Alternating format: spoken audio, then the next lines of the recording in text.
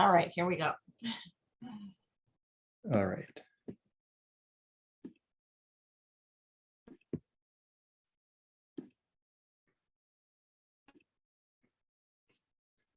Okay, well, I wanted to, I'll talk a little bit about our Washington Semester program, or what I'd rather say is your Washington Semester program.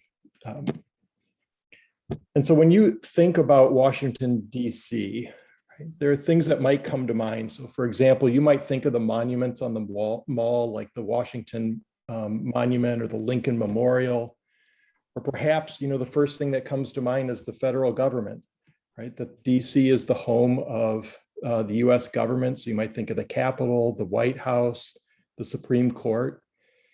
And all of these things probably bring to mind what a lot of people think of immediately when they hear of a Washington Semester program, and that is politics, right? And that's great because we are a program that is really good for political science majors. But what I want to say is that we are a program that is really good for all kinds of majors, because DC is a really vibrant, rich, diverse, wonderful city. So for example, you might not realize, but DC is a city of museums. The Smithsonian alone has 19 different museums within DC. And the Smithsonian is just the tip of the iceberg when we think of museums. Right? There are 74 museums just in DC itself. So there are a lot of museums dealing with history, so the cultures of different groups of peoples. There are historical houses. There are 24 art galleries within DC. There are science museums. There's really amazing libraries and a whole bunch of other kinds of museums in DC, right? And so this means that DC is a place for history majors, for art majors, sociology, anthropology, maybe even education majors. Perhaps you're studying something like the African diaspora or gender studies. There are a lot of opportunities here for you.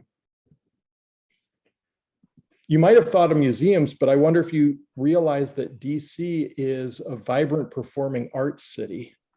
So you may have heard of the Kennedy Center. The Kennedy Center is the biggest performing arts center in DC. There are actually 5 different theaters within the Kennedy Center itself. This is where you have the orchestra and the opera, and concerts happen all the time. But the Kennedy Center is just one of 15 major theaters in DC. These theaters are all separate companies. They have originated a lot of really groundbreaking things. So for example, Dear Evan Hansen is premiering as a movie, which was this big musical event. Dear Evan Hansen began in DC before it went to Broadway. And so there are all kinds of experimental theaters. It's a really kind of wonderful place to be. So DC is for art and theater majors. It's for those in music. It's for those in design or other performing arts fields. And if none of that speaks to you, this blew me away when I found this out. There are almost 50,000 not-for-profit organizations in DC. And those organizations range from service-based organizations that aid people that are on the margins of society. They have research centers that are in social science or scientific fields. There's international organizations, business and community development organizations that are focused on either neighborhoods or even developing the region as a whole. And so DC is for people who are in the social sciences, for communication, marketing, business, environmental science, psychology, criminal justice, really any major you can think of. And DC has opportunities. And DC is really this amazing, vibrant city that is multicultural, multi-ethnic, multiracial. You can stand on most corners in DC, and you will hear multiple languages being spoken. And so it's a really exciting place to be that is far more than the federal government, right? And so what we wanted was what we really embrace here is a program that takes advantage of the city as a whole, to really try to immerse you into all of the things that the city has to offer. And so the LCWS experience really is grounded in 3 basic things. The first is the internship. Okay. So every student will do an internship that is 4 days a week, 8 hours a day, right? And these can be in all kinds of different things. The internship experiences will give you great mentoring opportunities. It'll provide a lot of professional development for you. You will have projects that you will work on. You'll have people that will look over you, and we're there to sort of help and support all along the way. But one of the things that's not as appreciated about the internship program is that when you leave college, one of the scariest things to do is that you've got to search for a job. And that's hard, and it's frustrating, and it's inefficient, and it's difficult. And so this LCWS internship experience provides you with sort of a personalized, mentored internship search process, which is like a trial run for searching for a job when you graduate. We're going to help you get your resume put together. We're going to help you with your cover letters. We're going to help you find places. We're going to do practice interviews with you. And when I say this, Allie is going to do a lot of these things with you. She's just amazing at her ability to help. And what we found is that this experience really sets students up incredibly well for after graduation. Not only are you developing experience with your internship itself, but you know now how to search for a job. You know what a good resume looks like. You know what a cover letter would be like, and you have experience doing it. You know how to do Zoom interviews. You know how to do all kinds of things. And so we think of this as a really important professional development aspect of our program that I think you'll really appreciate, especially as you graduate. The second key component of the program are our classes. And so you will take 2 classes while you are in DC, and those are in the evenings. You'll take, our classes are taught by local, what we call professors of practice, which is to say that really their experience in doing work within often DC is what brings their expertise to the classroom. And so, for example, we have a class that's on conflict management resolution. And it's taught by someone who was for 30 years a mediator for the federal government. So went in and negotiated all kinds of disputes between different agencies, et cetera. So he talks all about those things. Our diversity class is taught by a professor who spent years running and creating diversity programming for federal agencies. Or our Supreme Court class is currently taught by someone who is practicing as an attorney for the U.S. Marshals Service and does a lot of civil rights cases for that service. Or our terrorism class is taught by someone who spent a lot of years abroad. She spent a lot of time in Afghanistan, actually, during the war. And so her experiences really bring a lot to those classes as well. So that the classes are these great experiences where you get to interact with professionals in the field of the classes in which they're teaching. And the final component is what we call the Washington Experience, right? And so every week we have a field trip every Wednesday. And these field trips are our ways to intentionally get you out into the city. So in thinking about all those different vibrant things, not only does the city provide you with sort of lots of different internship possibilities, but it also provides us opportunities to get you out and doing all sorts of different things, to experience what it's like to live in the city. And so just a taste of what we've done this semester, some of the things that we've done. So we got out on segways and we went all around the National Mall. So that's the White House in the background. And so we had a fun Segway tour as the way for people to see, sort of what is the layout of DC at the beginning. We, on 9/11, we went down to the Lincoln Memorial and Come From Away, which is a really great play, it's a musical, about this little town in Nova Scotia, Canada, where a lot of planes were diverted on 9/11. There was this play that was done that evening. And so we had a lot of people come in. You may notice Izzy is right there, prime and center. She's a Concordia student. And so we're sitting on the mall. What was so spectacular about this was put on by Ford's Theater. All the sun went down, it got dark, and at the very end of the performance, the blue light shot up from where the Pentagon is located, which was obviously one of those things. And so, just this idea of being in one of the cities that was actually deeply impacted by 9/11 very directly was such a moving thing for a lot of our students. Here we are, we're doing canoeing on the Potomac River so that we get to see DC from a different vantage point. Or we went to the Rwandan embassy. And so the woman in blue in the center of that picture is actually the Rwandan ambassador. And so we got to spend time and ask questions about what does it mean to be an ambassador? What do embassies do? What role do they play? And so we had we do a lot of things that way. Tomorrow we're going to Ford's Theater, where we're going to do a sort of a 2-hour historical walkthrough of Lincoln's assassination.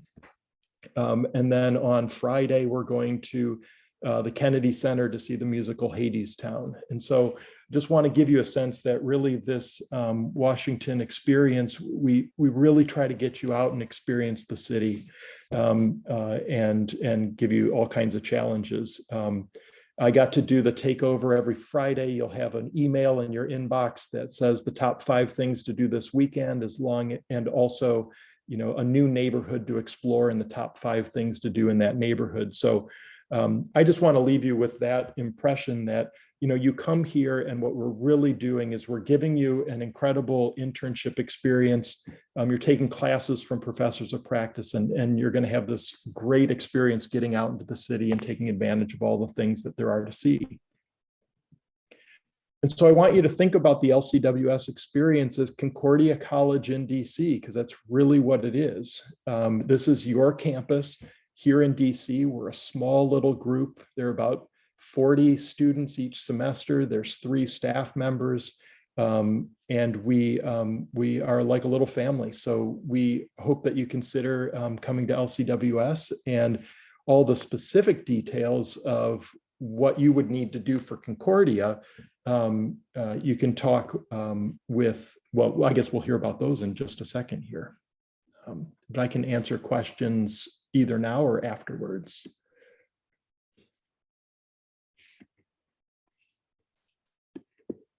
I have a question. Yeah. For like students who are not interested in political science, like what kind of internships do you guys offer? So what are you interested in? Something about like computer science. Mm-hmm. So there are a lot of possible opportunities. So what I would say is that there are a lot of organizations that deal with data analytics and things like that. And so one avenue would be those things that I just talked about. Almost all of those organizations would have, they would find you in great demand. But you should also know, that Amazon is here, Google is here. I mean, we have major, Microsoft has a campus here, Oracle has a campus here. There are, and then I think of Capital One. Capital One has internships that would utilize that as well. So in your case, you may find yourself gravitating towards some of the big corporations, but there are a lot of nonprofits that would also love to have your computer skills. So for example, we have someone now who is actually working for an organization where they they offer language classes, which might seem sort of strange, but they have a whole lot of computer science needs behind the scenes for that. And so someone like you might be able to go in and really make a difference in a small organization to help them modernize some of the things that they do. So there are a lot of different opportunities that way. Yeah. So do you guys also have mentorship? Or like you mentioned, there's like internships and like personalized mentorship and guidance. Is it the same for students that are not interested in political science? Absolutely. And so, I mean, one of the things, so some of the mentorship will come from your internship supervisor. But what we do is we encourage you, we will work out, a lot of times what we do is we reach out to our alumni, the LCWS alumni, or we'll actually talk with, Concordia, the Alumni Association for Concordia can be a good base too, and we can help work with them to help you connect with individuals. But essentially, the plan there is to build your professional network. And so we give you guidance on how to do sort of informational interviews with people, and sort of empower you to do that. And so that would be one of the ways that we would approach that. The mentorship I was specifically talking about is really in that job search side of things that we do initially. But then there are a lot of other opportunities as well. Yep. Thank you. Sure. Ashley, yeah. I've seen that you've said it's 2 classes in the evening. How many credits is each class? Dr. Moore, do you want to do that one? Sure. So at Concordia, students typically receive 4 credits for each course. So, excuse me, each course is really the equivalent of a full Concordia course. And excuse me, I believe in the Global Learning Office and in the Registrar's Office, there is a list of courses and how they typically transfer. They're not really transfer credits, but you can find out what the course equivalent is on campus. So there are I think a couple of courses that actually do serve as a substitute for Concordia courses, or they will automatically give you a political science credit. I think there's one course that comes back as a communications course, one for sociology credit. So again, I think I can share that list with you, or Parker probably can, or the registrar's office, so you know what sort of credit you would receive. But you are able to bring back a total of 8 course credits. So again, equivalent to 2 Concordia courses. I just realized, like, I can't go below 12 credits per semester and compromise my visa status. Okay. Part of that too is that the internship counts as 8 credits. Oh, okay. Okay. So you'll get 8 credits from the academic courses and then another 8 credits from the internship. Oh, okay. Thank you. And one thing that we've had some students do is they've actually divided those internship credits between departments. So for example, I've had students who were double majors in political science and communications, and they bring back 4 internship credits to political science, and the other 4 they want to use toward their communications major. So it is possible to split those up as well. Thank you.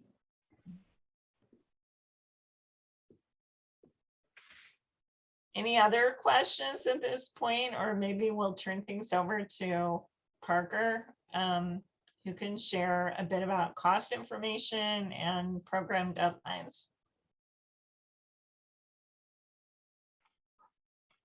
Sure, and if any questions do come up, don't hesitate.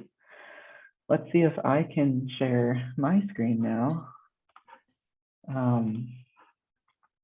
So this was the transfer notebook that Rebecca was referring to.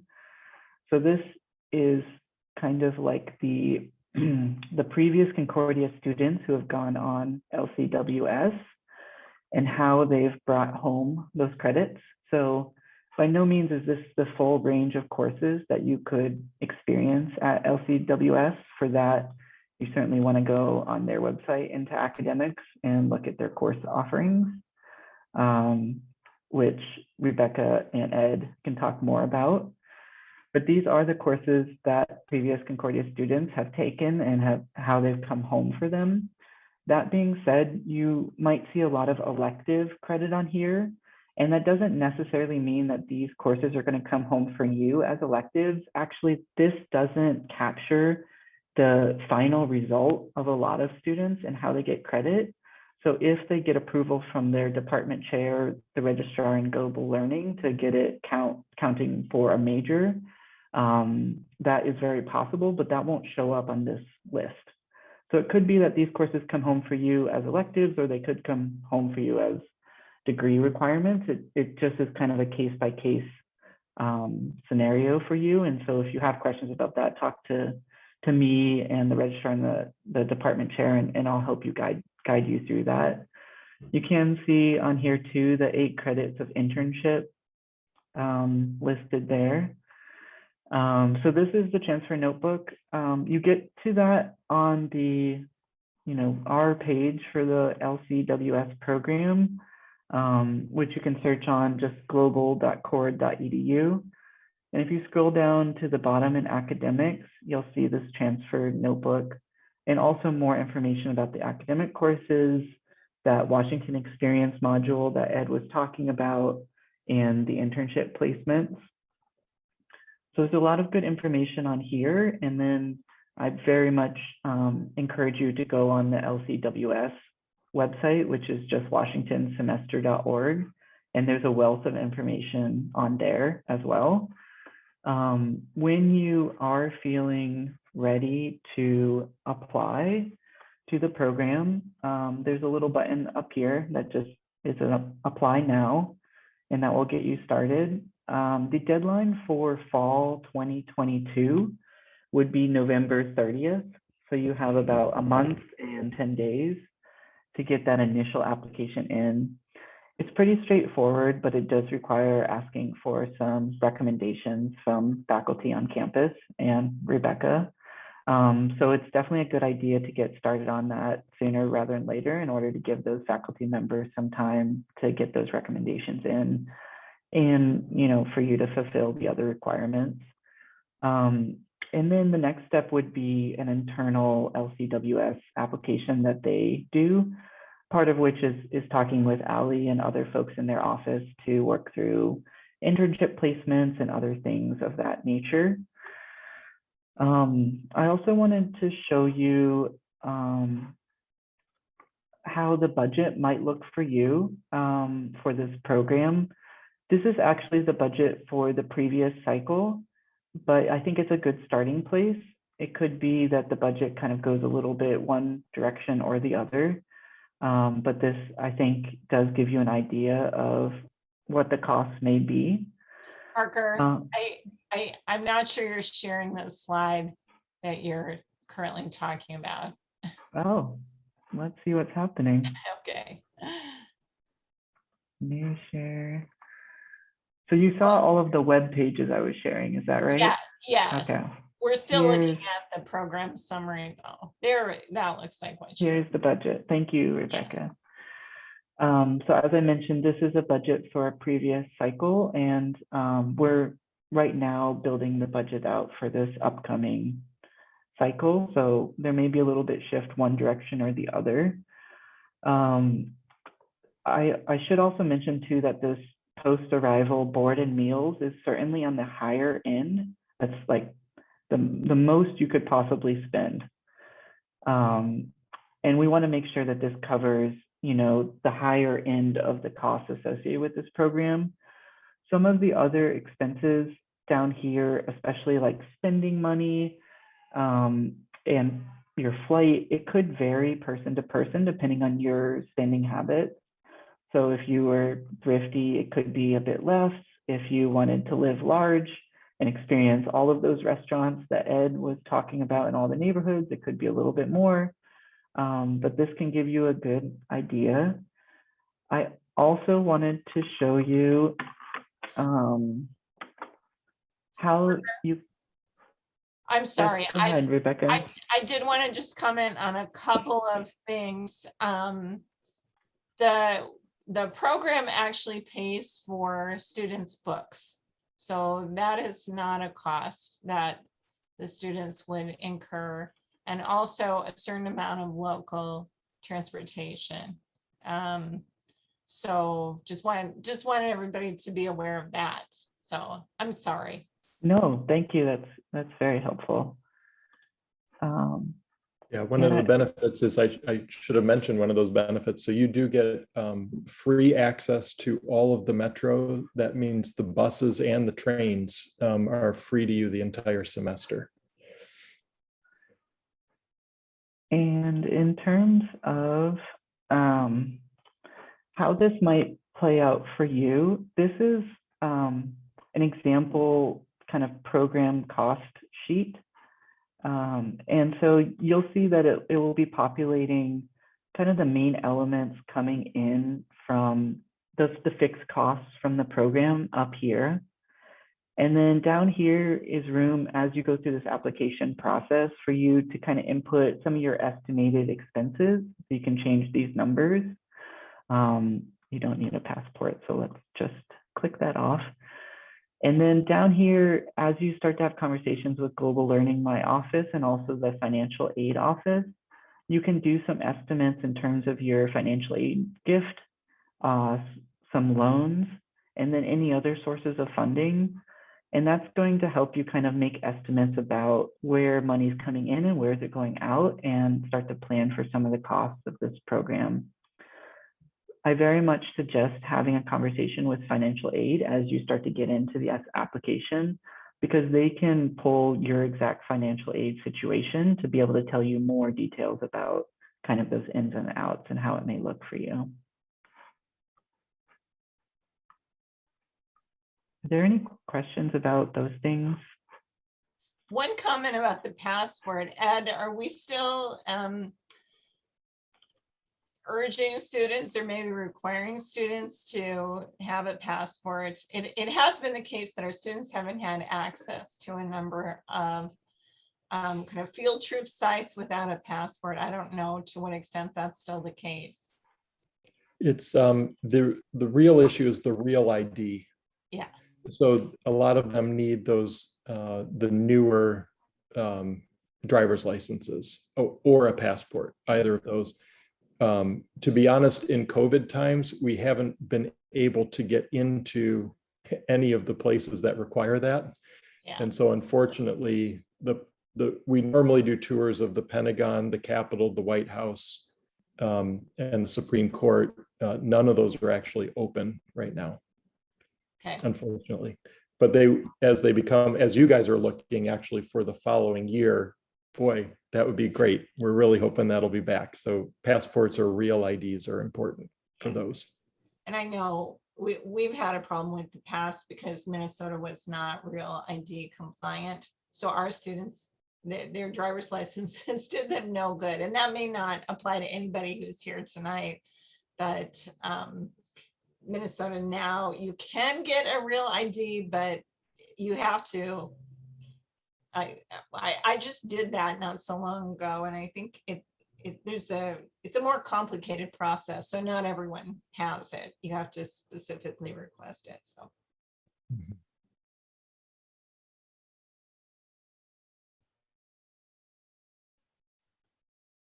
Other questions?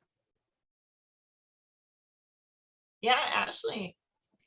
I was reading the agreements because I already clicked on apply now, and I saw that we're not allowed to drive. I saw that. You're not allowed. Yeah, like I saw something like when you're on a study away program, like this is for Concordia, you're not allowed to drive or stuff like that because the metro bus is provided or something like that. I'm not aware of any policy like that. I can certainly check and get back to you, Ashley, but I also know that a current Concordia student, LCWS, drove there. So okay. I think that's allowed, but I'll get back to you if I find out more information. It's in that section for, yeah, just check. I know you have that new car, so. Yeah. If you do drive, we do charge for a parking space. So you'd have to rent a parking space from us, which is an additional amount. I do not actually have that dollar figure in front of me. But we can easily find that for you.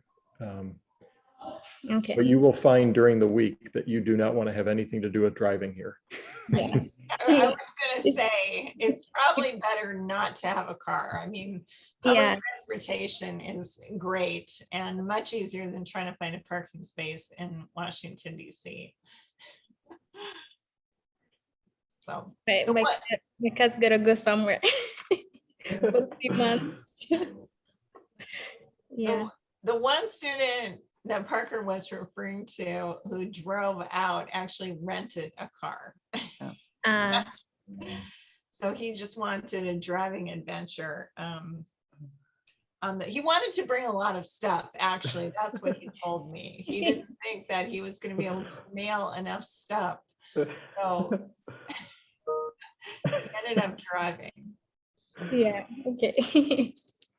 Thank you. Do any of you know the 3 students who are in DC currently?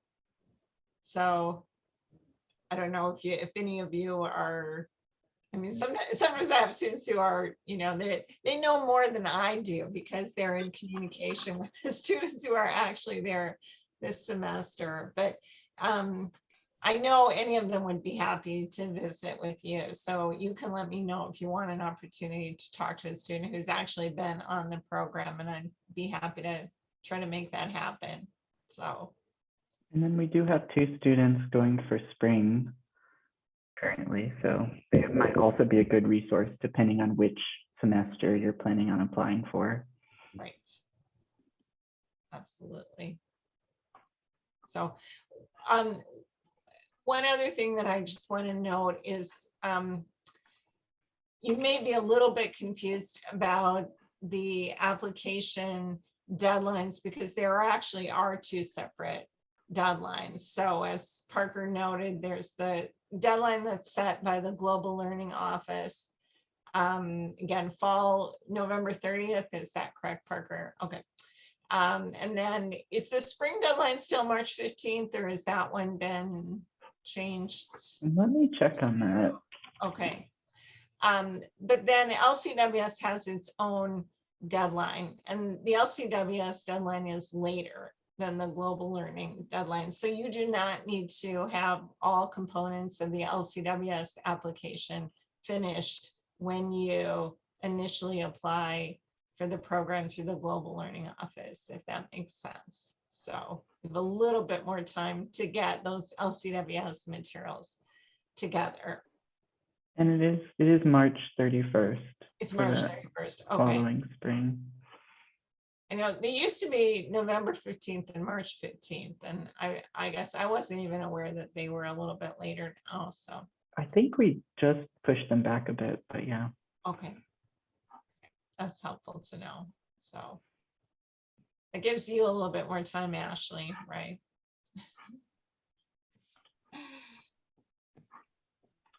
I found it. It's in the high risk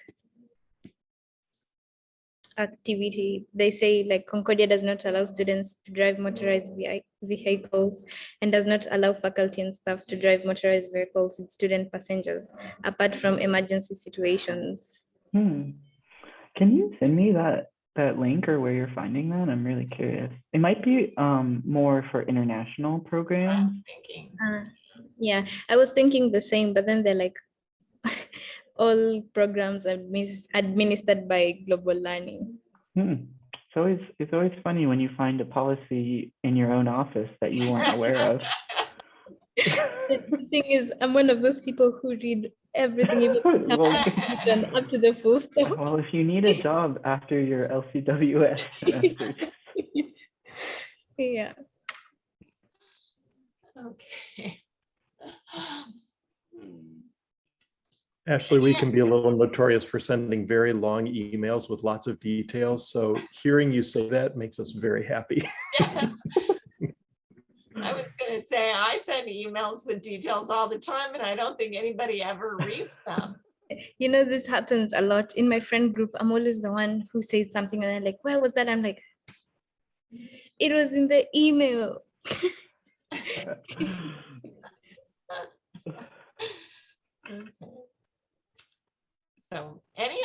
questions anybody has at this point? So, Well, Ashley, we look forward to seeing you. So glad you're well on that way. And Carter and Amira, I hope that you guys, if you have any questions, obviously you can reach out to those at Concordia, but if you want to ask us any questions, they can get you our contact information, or it's all on the website as well. We're happy to answer any questions as well. Thank you so much for this information session. It was really helpful for me to learn more about the program too. Yeah, thanks. And it's good to hear how it works at Concordia. So Yeah. excellent. Nice to meet you all. Thank you. okay, so just I let me learned a know lot. if you have questions at any point. Happy to set up individual appointments if you want to talk more about the program. Just reach out and let me know you want to visit. Thanks, everybody. Thank you. Yeah. Nice Have to a meet good you all. night. Okay, Yeah. Thank you. bye-bye. Bye-bye. Bye.